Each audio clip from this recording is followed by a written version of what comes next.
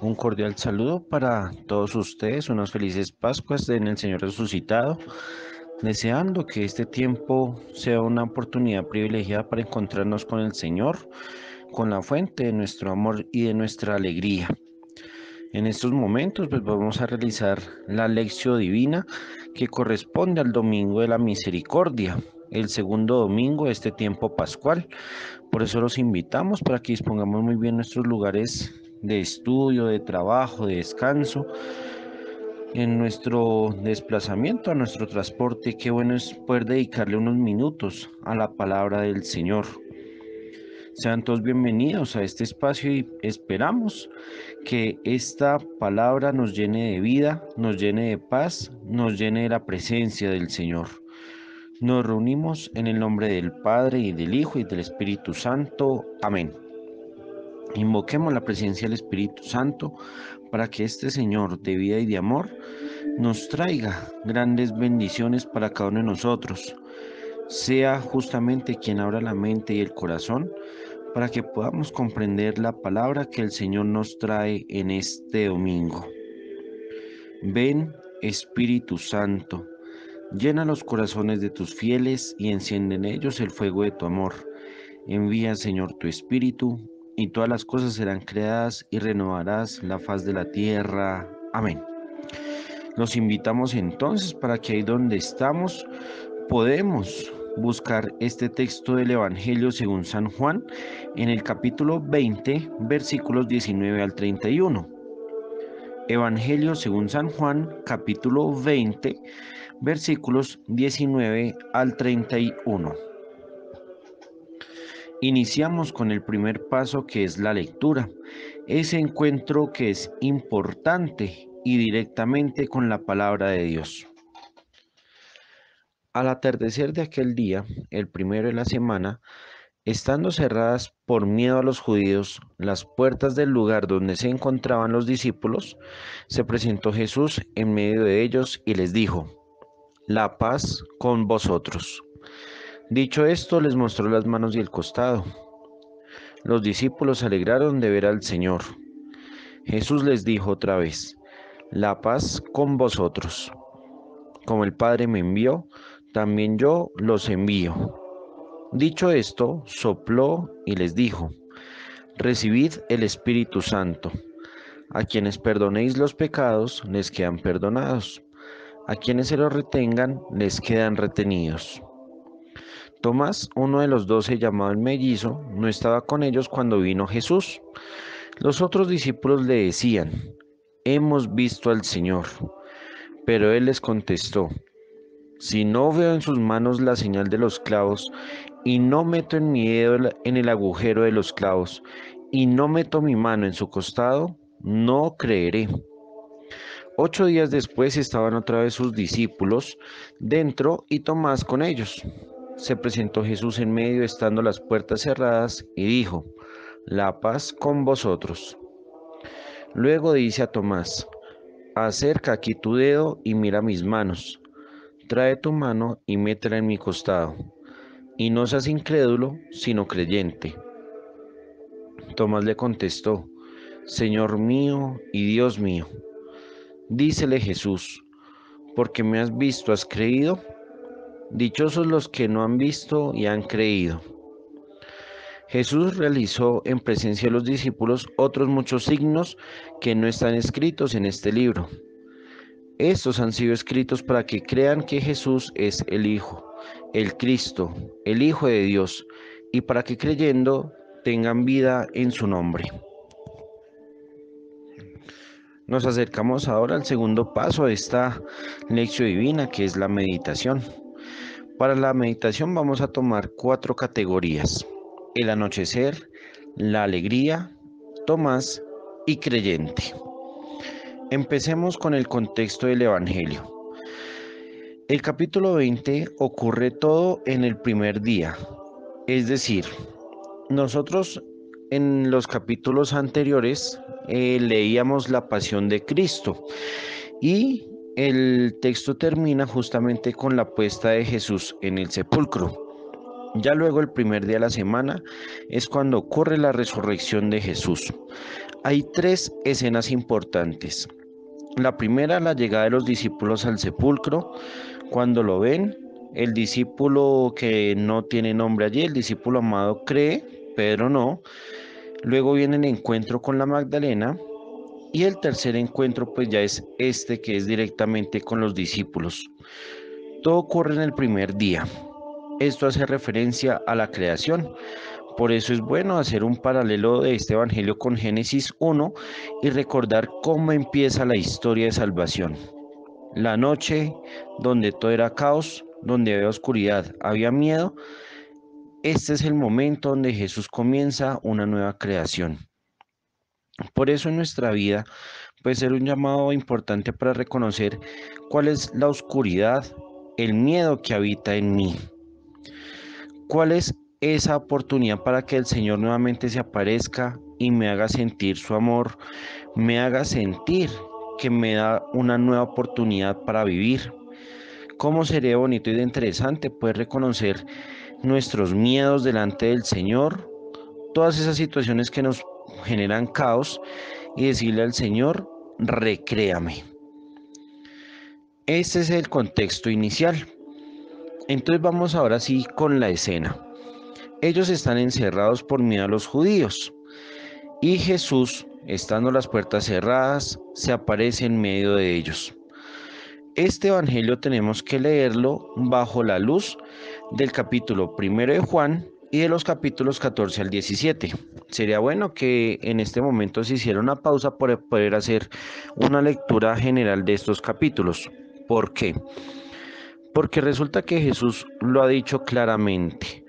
No se necesita tener alguna apertura física o alguna condición física para dejar que Jesús entre.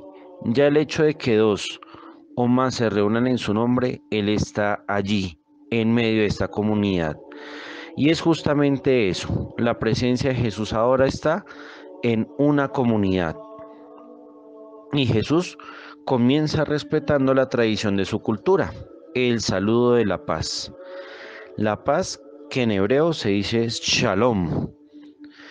Esta paz no es ausencia de guerra. Esta paz no es una tranquilidad física, ¿sí? De que no haya ruido, de que no haya inconvenientes, de que todo esté bien. No, esa no es la paz que se desea en el shalom. Cuando nosotros miramos en el Antiguo Testamento este saludo del shalom, se está queriendo decir que Dios esté presente en tu vida. ¿Qué significa entonces la paz? Es dejar que mi ser transparente justamente la presencia y el ser de Dios. Cuando yo le digo a una persona, la paz esté contigo, le estoy queriendo decir que Dios habite en ti. ¿Y cómo sé yo, cómo puedo constatar yo que Dios habita en mí? Muy sencillo, por tres características importantes. La primera, tú eres una persona llena de amor y cuando una persona está llena de amor, da sin medida. La segunda, es una persona alegre, es una persona feliz, es una persona que siempre comunica buenas noticias, es una persona que no quiere generar conflictos y no quiere generarle disgustos a ninguna otra persona. Y la tercera, que es lo más importante, realiza los signos de Dios. ¿Cuáles son los signos de Dios? Son los milagros más bellos y más grandes de la existencia. El poder perdonar, el poder amar, el poder sanar, el poder acompañar, el, el hecho de simplemente crear comunidad. Es allí donde se demuestra si realmente está Dios. Por eso qué bueno que en este evangelio nos confrontemos a nosotros y digamos, yo soy una persona de paz, es decir, yo soy Shalom, Dios está y habita en mí. Por eso Jesús lo que le dice a los apóstoles es una invitación también para nosotros, que la paz esté contigo, es decir, ya Él está resucitado, ya Él venció el pecado, ya Él venció la muerte, ahora nosotros recibimos esta presencia de Dios que es gratuita, que es incondicional. Entonces, aquí Jesús, para demostrar que es Él, Él muestra sus manos y su costado. ¿Qué es la mano? Como ya lo hemos meditado anteriormente, la mano es la demostración del actuar de Dios. Es como Dios actúa en cada uno de nosotros. Recordemos que el dedo y la mano son esas figuras simbólicas donde se exalta el poder de Dios. Pero en este contexto, el poder de Dios que se ha manifestado de forma gloriosa en la cruz. Ante un asesinato, ante un crimen cometido contra la persona de Jesús, Él muestra justamente su benevolencia y su clemencia, perdonándonos a cada uno de nosotros y dándonos una nueva vida. Por eso aparece la mano y el costado. Recordemos que el costado, de ahí se extrajo el hueso y la carne para formar a Eva. Es decir, ahora Cristo, nuevo Adán, de su costado ha salido la nueva Eva, que es su esposa, la Virgen María. En este caso, Juan está haciendo referencia justamente a la iglesia. Vemos allí entonces este simbolismo tan lindo, tan interesante, y cómo en la noche, cómo en la oscuridad, comienza una nueva vida, comienza el amor verdadero. Ahora centrémonos en la alegría. Los discípulos se alegraron de ver al Señor. Esto nos tiene que traer a nosotros esa confrontación bella e interesante, y es decir, ¿por qué en mi vida yo no estoy alegre? ¿Por qué en mi vida yo no estoy feliz? Entonces tenemos que ir a la raíz, y es justamente porque nos hace falta ese encuentro con Jesús.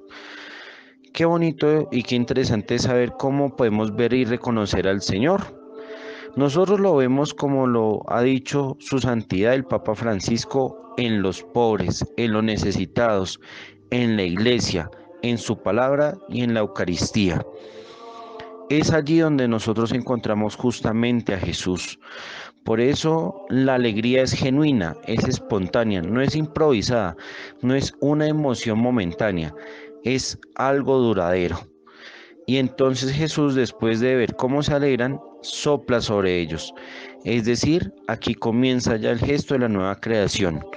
Si la creación anterior partía de la formación del barro del hombre y Dios soplaba sobre él su espíritu, ahora Cristo toma una comunidad, toma una nueva generación de personas y sopla sobre ellas.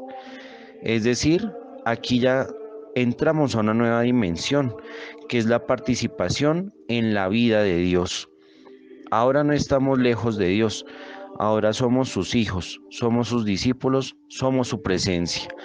Y por eso, qué bueno sería que pausáramos este video y tuviéramos la oportunidad de leer el capítulo 36 de Ezequiel, allí donde justamente se hace esa promesa de la renovación a través del Espíritu, el Espíritu que cambia el corazón de piedra en corazón de carne.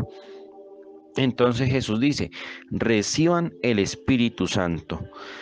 Por eso, como les decía, es importante que hagamos una lectura antes del capítulo 14 al capítulo 17 del Evangelio de Juan, porque allí el Espíritu se presenta como promesa, se presenta justamente como el Paráclito, como el consuelo, como el abogado de todos nosotros. ¿Cuáles son los efectos del Espíritu Santo? El dejar ir los pecados. Perdonar los pecados quiere decir dejarlos ir, soltarlos, ya no están más. Pero también es una invitación para saber en qué momentos tristemente retenemos los pecados. Vamos ahora con la tercera categoría, que en este caso es una persona, es Tomás. Tomás, que nos representa también a cada uno de nosotros. El texto nos dice que estaban los discípulos reunidos, menos Tomás. ¿Por qué no estaba Tomás con ellos? Pensemos en el momento histórico y luego pensemos en nosotros mismos también. Justamente el hecho de que Tomás no estuviera con ellos era por la coyuntura que estaba pasando en el momento. El maestro había partido, el maestro ya no estaba con ellos, entonces no había sentido para poder permanecer en una comunidad. Esto pasaba en ese momento. Ahora pensémoslo también en nosotros. ¿Cuántas veces nuestros miedos, nuestras tinieblas, nuestras oscuridades nos alejan justamente de la comunidad, nos alejan de la iglesia? Tomás es el símbolo de nuestra falta de fe. Tomás es justamente aquella persona que nos representa a nosotros cuando tenemos miedos, dificultades, cuando tristemente en la vida eclesial nos centramos en las figuras, pero no en la persona de Jesús. Por eso es también una confrontación para nosotros y decir en qué momento yo me he alejado de la iglesia, en qué momento no he querido servir, no he querido compartir en mi comunidad. ¿Por qué me hace falta fe? ¿Por qué me hace falta amor? Resulta que aquí el evangelista nos hace la aclaración que a Tomás le llamaban el gemelo, es decir, aquel que es doble. Esto tiene un sentido especial porque justamente hay una dualidad que no deja que Tomás esté con la comunidad.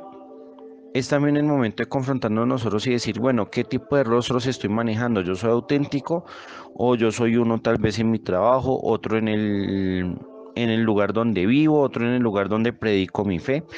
Qué bueno es poder confrontarnos allí y saber que lo importante no es ser parecido a alguien, lo importante es ser auténtico. Pero no podemos hablar tampoco tan mal de Tomás, porque Tomás justamente es el apóstol que aquí en el Evangelio de Juan interviene en dos ocasiones. En el capítulo 11, versículos 16, cuando está Lázaro, cuando él dice, vayamos a morir con él. Entonces aquí hay una invitación también para reconocer en Tomás el símbolo de la empatía, el símbolo justamente de la presencia, el símbolo del querer estar y acompañar los momentos decisivos del maestro. Pero también es quien pregunta en la cena en el capítulo 14, versículo 5, ¿a dónde vamos a ir si no conocemos el camino?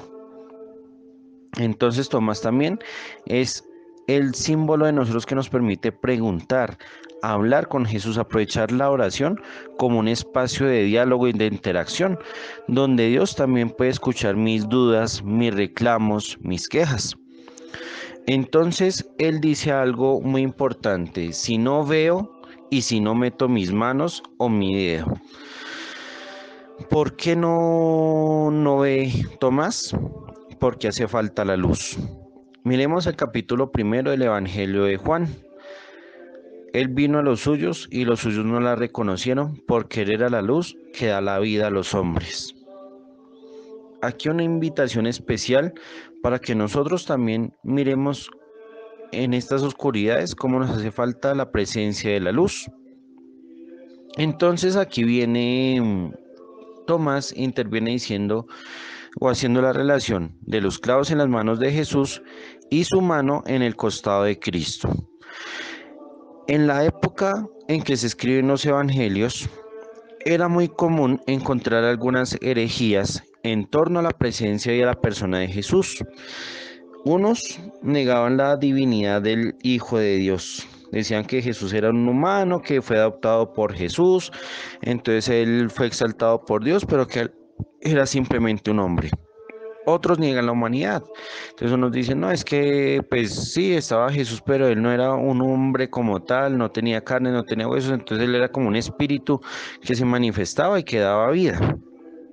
Entonces, en todo ese contexto de las herejías, era necesario que el evangelista aclarara justamente a quién se hace referencia en la resurrección, y es al hombre de carne y hueso que ha sido asesinado, que ha sido cruelmente tratado y que ha muerto por nuestros pecados. Pero más allá de esa aclaración de pronto teológica, hay también una petición de amor. Tomás no quiere creer tal vez en el Mesías o en el Señor que esperaba el pueblo de Israel, en el Mesías político, en el Mesías de pronto que liberara al pueblo, no. Él quería ver al que había muerto por sus pecados, por sus errores. Él quería constatar que quien se apareció es el mismo que dio la vida por él. A fin de cuentas, Tomás, ¿qué quiere ver? Él quiere contemplar la fuente de su salvación. Y aquí hay algo muy bello y especial, y es que podemos ver en Efesios 5, 25 al 32 esa relación esponsal entre Cristo y la iglesia. Antes, en la tradición esponsal matrimonial, la novia tenía que ser bañada, purificada, limpiada, vestida y adornada y presentarse al novio. Ahora es Cristo quien lava, purifica a su esposa, a su novia, y la presenta justamente a los invitados. Tomás quiere justamente este encuentro de amor. Él quiere reconocerse limpio y purificado por Jesús. Él no está pidiendo nada más. Y es también una exhortación a nosotros para saber en qué Dios creemos. Porque nosotros tristemente a veces no aceptamos la cruz, no queremos ser partícipes de ese dolor de Jesús, y por el contrario nos alejamos, queremos llenarnos de fantasías, de milagros, de señales prodigiosas, y no. Qué bonito es saber reconocer como Tomás ese gesto de amor de Jesús, como Él ha muerto y ha dado su vida por mí. Vamos entonces con la última categoría, que es el creyente. A los 8 días después. Esta es una referencia clara y concreta al encuentro que tenía la comunidad cristiana para celebrar la Eucaristía. La Eucaristía en la antigüedad no se celebraba todos los días, sino únicamente el primer día de la semana, el día del Señor, cada 8 días. Aquí una referencia muy grande y muy especial, que se hace énfasis justamente en este encuentro de la comunidad. No es un encuentro aislado, sino que es la comunidad toda presente, y ahora Tomás está con ellos. Qué bonito es saber que Tomás, aunque no vio ese momento, él no se negó la oportunidad de volver con la comunidad. De algo sirvió ese testimonio de los discípulos: hemos visto al Señor. Por eso Tomás está allí. Y qué bonito es ver en este Tomás la apertura justamente al creer a través de las palabras, el querer estar en la comunidad. Aquí es donde se ve esa primera conversión. Y esta conversión es también un llamado especial para cada uno de nosotros, de saber cómo nos insertamos poco a poco en la comunidad. No es negarnos esa posibilidad de volver a estar en nuestra iglesia, en nuestra parroquia, en nuestro grupo parroquial, con nuestra comunidad religiosa, en nuestro espacio de formación. Es allí donde justamente Dios quiere manifestarse. Si nosotros queremos ver a Dios, tenemos que estar en la comunidad. Por eso no hay nada privado, no hay nada secreto, sino que las obras de Dios siempre están en la comunidad. Entonces ahora Jesús se presenta nuevamente. Jesús les da el tercer saludo de paz. Es decir, aquí una señal bonita de plenitud, de santidad. Ahora es la comunidad justamente quien llena de paz, irradia paz al mundo entero. Entonces Jesús satisface la petición de Tomás. Dense cuenta que aquí no se presenta, como muchas veces nos lo han explicado, como un regaño. No se presenta como una reclamación de parte de Jesús, sino que hay una invitación también de amor. Le dice a él: acerca aquí tu dedo y mira mis manos. Trae tu mano y métela en mi costado. Qué bonito es ver justamente en este espacio el reconocimiento de Cristo como víctima, altar y sacerdote. ¿Cómo la comunidad judía sabía que un sacrificio era válido? Porque la sangre del cordero se derramaba sobre el altar y luego sobre el pueblo. Cuando el soldado atraviesa la lanza del costado, al costado de Cristo, brota del sangre y agua. Entonces Jesús, como cordero, está rociando su sangre sobre el pueblo y sobre su altar, que es la cruz. Entonces aquí está justamente ese reconocimiento en Cristo de cómo Él se ha convertido en víctima, altar, y ahora se convierte en sí mismo el sacerdote. Por eso le dice a Él: trae aquí tu dedo, trae aquí tu mano. Qué bueno es que nosotros también podamos hacer ese ejercicio de acercarnos a la Eucaristía, de acercarnos a la palabra, de acercarnos a la comunidad, y cómo reconocemos en Él justamente la señal de su amor. Cómo reconocemos en Él justamente esa presencia que bendice, que santifica y purifica nuestra vida. Y luego le hace la exhortación final: no seas infiel. El texto original, pues digamos el que nosotros leemos, dice: no seas incrédulo sino creyente, pero el texto original nos tiene que remitir a la palabra hebrea que nace del pisteo griego, y es justamente la fidelidad. ¿Tú quieres tener mi amor? Entonces no seas infiel, sino fiel. Por eso la confianza tiene una relación estrecha con la fidelidad, y aquí es donde se ve justamente la santidad de la comunidad cristiana. ¿Cómo sabemos si soy creyente? Porque tú eres fiel a Dios. ¿Cómo soy fiel? Fiel en el espacio de oración, fiel en el espacio de la comunidad, fiel en el encuentro eucarístico, fiel en ese espacio de encuentro y de vínculo con el Señor. Por eso el texto nos dice que Jesús realizó muchos signos. Si nosotros pudiéramos escribir todos los signos que Jesús ha hecho en nuestra vida, no cabrían los libros en el mundo entero. Por eso qué bueno es reconocer esos signos donde Dios nos ha dicho: yo te amo, yo te he salvado, yo te he rescatado para que tú seas feliz. Y siendo feliz, comuniques mi presencia al mundo entero. Por eso esta conclusión del Evangelio es muy bella y muy especial. Él ha manifestado esos signos para que todos crean y tengan vida eterna en saber que Jesús es el ungido de Dios, es su Hijo, quien ha muerto y quien ha resucitado por cada uno de nosotros. Por eso esta meditación puede ser una bella invitación para reconocer en nuestro anochecer la alegría del encuentro del Señor, y cómo en Tomás podemos ser conducidos para tener una verdadera relación de diálogo, de vínculo con comunidad, para ser creyentes, ser fieles en Jesús. Hay alguien que nos ayuda justamente en este camino de reconocimiento al Señor, y es San Policarpo de Esmirna. Unámonos a sus palabras y reconozcamos en él esa invitación de amor que nos hace Jesús, en creer sin ver y reconociendo los signos del Señor, tener vida eterna. Sobremanera me he alegrado con vosotros en nuestro Señor Jesucristo, al enterarme de que recibisteis a quienes son imágenes vivientes de la verdadera caridad, y de que asististeis, como era conveniente, a quienes estaban cargados de cadenas dignas de los santos, verdaderas diademas de quienes han sido escogidos por nuestro Dios y Señor.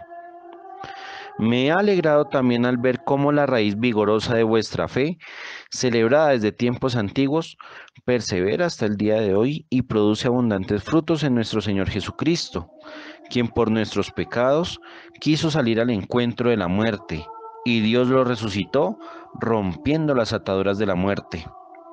¿No lo veis? Y creéis en él con un gozo inefable y transfigurado, gozo que muchos desean alcanzar, sabiendo como saben que estáis salvados por su gracia, y no se debe a las obras, sino a la voluntad de Dios en Cristo Jesús. Amén. Ahora, ahí en donde estamos, cerremos nuestros ojos, contemplemos, o si quieren, abrir los ojos y contemplar la imagen que se presenta. Vamos a asumir la postura de Tomás desde dos momentos importantes: la soledad y la confesión de fe. Empecemos por la soledad. ¿Por qué, Tomás, te alejaste?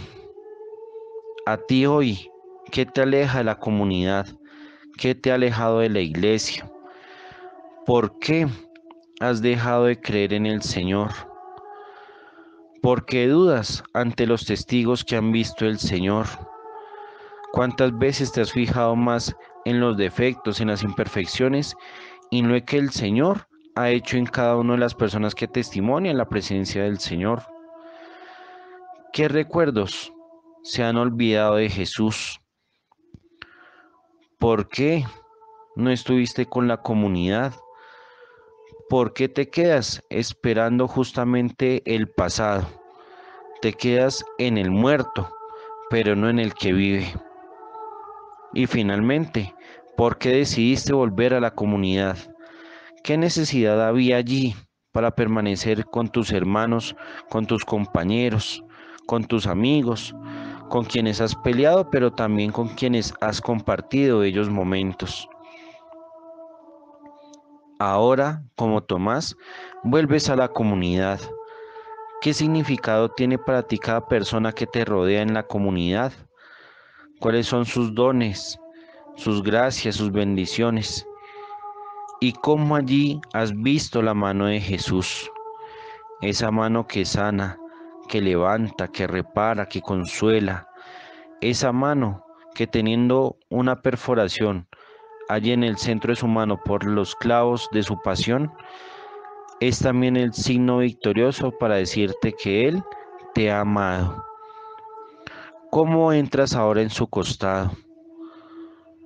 ¿Cómo dejas que el Señor te permita ver su corazón, tocarlo, sentir cómo palpita por ti y para ti? Ahora que has visto y que has creído en lo que el Señor ha hecho, ¿cómo le dices a Él, Señor mío y Dios mío? ¿Cómo has llegado a esa expresión de fe? Y hoy en día, ¿por qué crees sin ver? ¿Eres feliz así como crees o aún hay dudas en tu corazón? Qué bueno es darte esta oportunidad para contemplar esa relación de amor entre Jesús, la comunidad y tu persona. Después de haber hecho esta lección divina en estos 4 primeros momentos, vamos a hacer ahora el ejercicio personal, comunitario o familiar. Cada uno ahí donde está. Qué bueno es que podamos hacer este camino también de recorrido con nuestros hermanos, con nuestros familiares y con las personas que nos rodean. Nuevamente vamos a leer el texto de Juan en el capítulo 20, versículos 19 al 31. Iniciamos con el primer paso, que es la lectura. ¿Qué dice el texto? Para ellos vamos a responder estas preguntas. ¿Dónde se encuentran los discípulos? ¿Qué había en ellos? ¿Qué sucede cuando ven a Jesús? ¿Qué es lo que Jesús regala? ¿Cómo reacciona Tomás antes y después del encuentro con Cristo? Pausemos y respondamos. En el segundo paso en la meditación, ¿qué quiere decir el texto? Vamos a dar respuesta a estos interrogantes. ¿Por qué había miedo en los discípulos? ¿Por qué Jesús saluda con la paz? ¿Por qué Jesús obsequia el Espíritu Santo? ¿Por qué Tomás no estaba y luego vuelve con los discípulos? ¿Qué significan las manos y el costado? ¿Por qué son afortunados quienes creen sin ver? Pausemos y respondamos. Ahora en el tercer paso, la oración, vamos a hacer la exclamación de fe en este fragmento del Evangelio según San Juan. Repite y saborea esta frase: Señor mío y Dios mío. Ahora en el cuarto paso, en la contemplación, vamos a hacer un momento de silencio y revivamos este encuentro con la palabra en el Señor. ¿Cómo nos sentimos cuando no está Jesús? Hoy en día, ¿qué significa para nosotros la iglesia? ¿Cuál es el verdadero sentido de la paz de Jesús? ¿Cuál es la consecuencia de creer y confiar en Él? ¿Nosotros creemos en Jesús y experimentamos el don de su vida? Pausemos y contemplemos. Hemos llegado al quinto paso, que es la acción. En este momento donde Jesús nos hace la invitación como Tomás a introducir nuestro ser justamente allí, en sus manos y en su costado. Qué bueno es que nosotros podamos salir de nosotros mismos para experimentar su presencia en la iglesia, en los pobres, en los necesitados, pero también como nosotros irradiamos de vida y de alegría a quienes todavía dudan, a quienes todavía tienen ausencia de fe. No olvidemos la invitación que se nos hace desde esta lección divina. Asistamos a nuestro templo, como lo veíamos en el Evangelio de hoy. Acudamos a esta práctica comunitaria donde celebramos la presencia de Jesús en los sacramentos. No dejemos de hacer oración diaria con la palabra. Escrutémosla, meditémosla y hagamos la vida. Fruto de ello, no dejemos de hacer nuestra ofrenda, bien sea económica o materialmente, a nuestro templo o a las personas que más lo necesitan. Y finalmente, suscríbete a este canal y comparte este video. Recuerda que la palabra de Dios se lee, se ora, se celebra y se vive en comunidad. Reina del cielo, alégrate, aleluya. Porque Cristo, a quien llevaste en tu seno, aleluya, ha resucitado según lo había dicho, aleluya. Ruega al Señor por nosotros, aleluya. Que el Señor nos bendiga, nos guarde de todo mal y nos lleve a la vida eterna en el nombre del Padre, del Hijo y del Espíritu Santo. Amén. Muchas gracias a todos, una feliz jornada en el Señor y que el Señor nos siga concediendo el don de su misericordia.